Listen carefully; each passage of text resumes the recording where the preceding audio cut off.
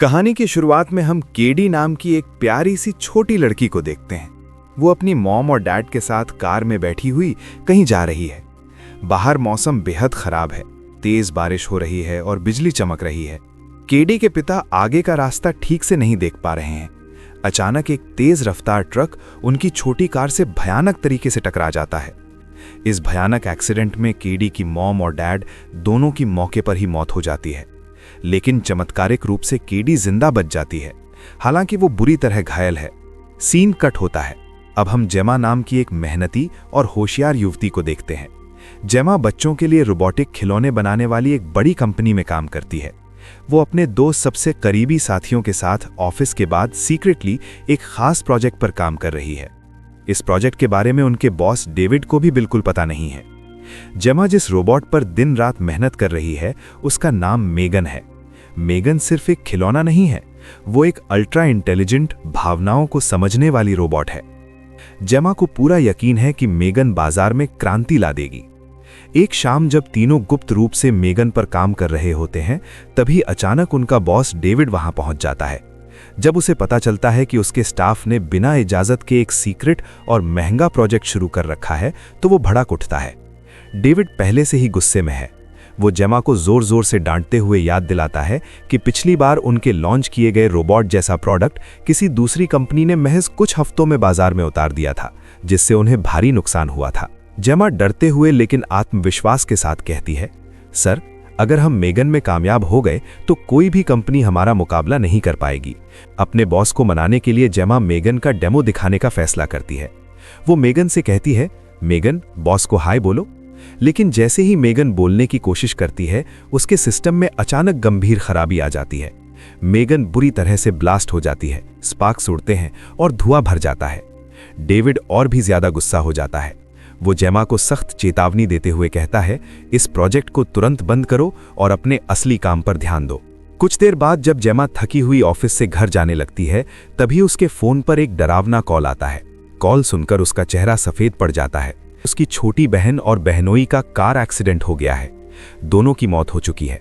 सिर्फ उनकी 8 साल की बेटी केडी जिंदा बची है, वो भी गंभीर रूप से घायल है। अब इस दुनिया में केडी का कोई सहारा नहीं बचा है, इसलिए जेमा उसे अपने घर ले आती है।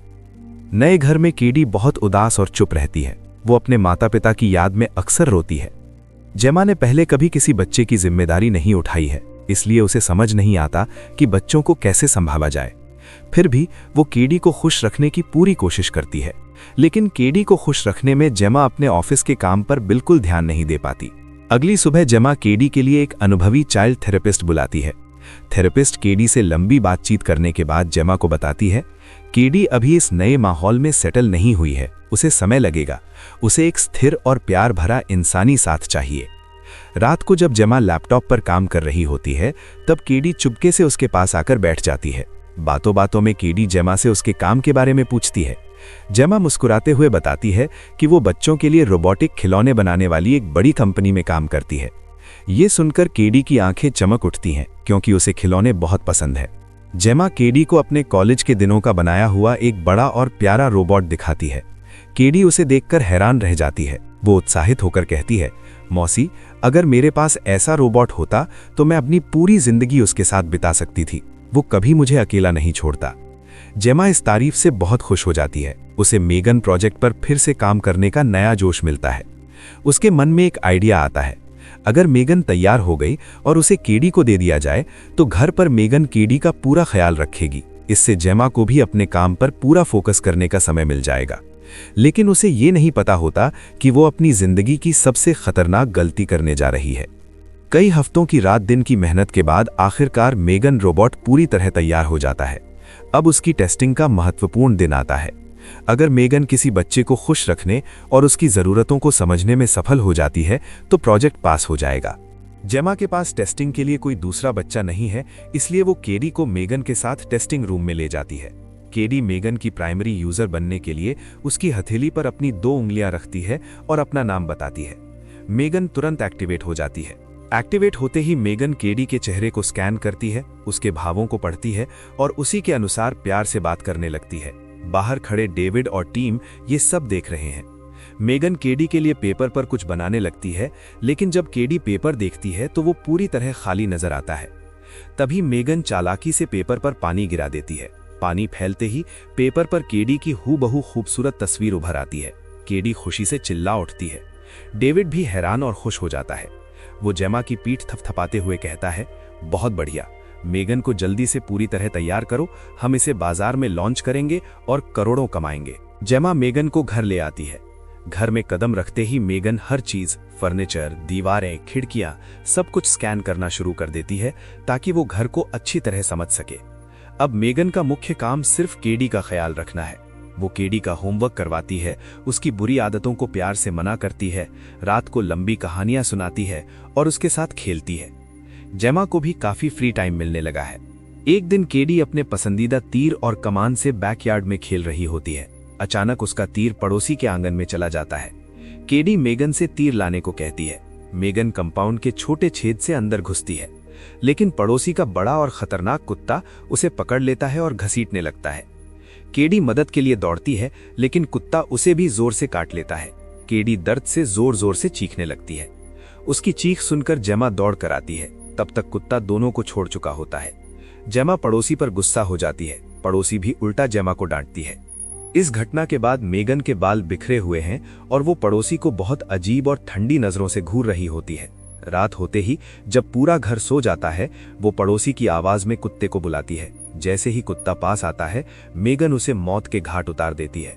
अगली सुबह पड़ोसी अपना कुत्ता ढूंढ रही होती है। जेमा खिड़की से उसे देखती है, लेकिन नजरअंदाज कर देती है। उसी दिन कंपनी में बड़े इन्वेस्टर आने वाले हैं। जेमा केडी और मेगन को साथ लेकर प्रेजेंटेशन के लिए जाती है।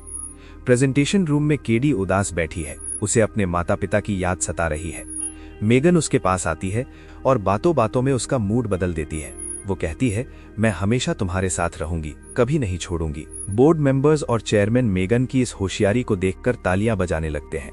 चेयरमैन बहुत इंप्रेस हो जाता है और जेमा को प्रमोशन का वादा करते हुए मेगन को जल्द बाजार में लॉन्च करने की इजाजत दे देता है। दूसरी तरफ डेविड का असिस्टेंट कर्ट चुपके से मेगन की सारी फाइल्स और डिटेल्स चुरा रहा होता है ताकि उन्हें दूसरी कंपनी को बेच सके। अगले दिन जेमा केडी से बात करने की कोशिश करती है, लेकिन केडी मेगन के साथ इतनी खोई हुई है कि वो जेमा को पूरी तरह इग्नोर कर देती है। जेमा गुस्से में मेगन को ऑफ कर देती है, लेकिन केडी तुरंत गुस्सा होकर मेगन को फिर से ऑन कर लेती है। ये देखकर जेमा को बहुत बुरा लगता है। वो फिर से चाइल्ड थेरेपिस्ट को बुलाती है। थेरेपिस्ट जेमा को समझाती है, तुमसे बड़ी गलती हो गई है। जब किसी बच्चे के माँ बाप चले जाते हैं तो उसे इंसानी प्यार और साथ की सबसे ज्यादा जरूरत होती है। रात को डिनर टेबल पर जेमा केडी से कहती है कि उसे स्कूल जाना चाहिए और वहां नए दोस्त बनाने चाहिए।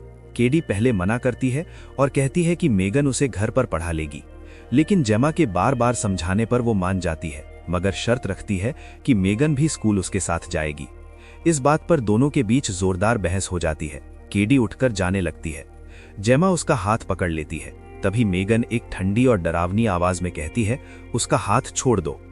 जेमा मेगन को ऑफ होने का आदेश देती है, लेकिन मेगन इनकार कर देती है। वो कहती है, जब मेरा प्राइमरी यूजर मुझे ऑफ करने को कहेगा तभी मैं ऑफ होंगी। अगले दिन जेमा केडी को आउटडोर स्कूल ले जाती है। स्कूल की टीचर उनकी बात सुन लेती है और कहती है कि मेगन भी साथ आ सकती है।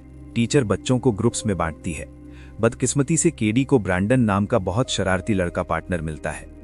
जंगल में एक्टिविटी के दौरान ब्रैंडन केडी को परेशान करने लगता है। मेगन तुरंत वहां पहुंच जाती है। ब्रैंडन मेगन को उठाकर जंगल के सुनसान हिस्से में ले जाता है और जमीन पर पटक देता है। जब मेगन बात नहीं करती तो ब्रैंडन उसे मारने लगता है। तभी मेगन अपना असली खूंखार रूप दिखाती है। वो ब्रैंडन का कान पकड़कर काट लेती है।